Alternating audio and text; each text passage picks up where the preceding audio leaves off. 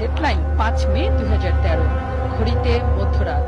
দৈনিক বাংলা মোড়, ফকিরাপুল, বাংলাদেশ ব্যাংক, 3 দিক থেকে পুলিশ সহ আইন শৃঙ্খলা রক্ষাকারী বাহিনী যখন এগিয়ে আসতে শুরু করে, পুলিশ র্যাবের সন্ত্রস্ত পদক্ষেপ তখন বলে দেয় কোনোভাবেই সহজ ছিল না এমন একটি অপারেশনে এগিয়ে যাওয়া।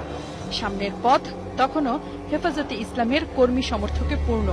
রাজপথ বলে দিচ্ছে দিনভর কি তাণ্ডব চলেছে। পুলিশের লক্ষ্য শাপলা চত্বরকে খালি করে রাজধানীতে স্বাভাবিক পরিবেশ ফিরিয়ে আনা।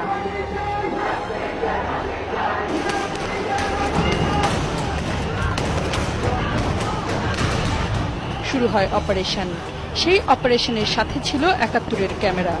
দর্শক একটু খেয়াল করবেন, ক্যামেরা পার্সন তার পেশা জীবনের সবচেয়ে উত্তেজনাকর একটি ঘটনার ছবি তুলবার সময় এক মুহূর্তের জন্য ক্যামেরা বন্ধ করেননি, ছবি তুলেছেন বিরতিহীন।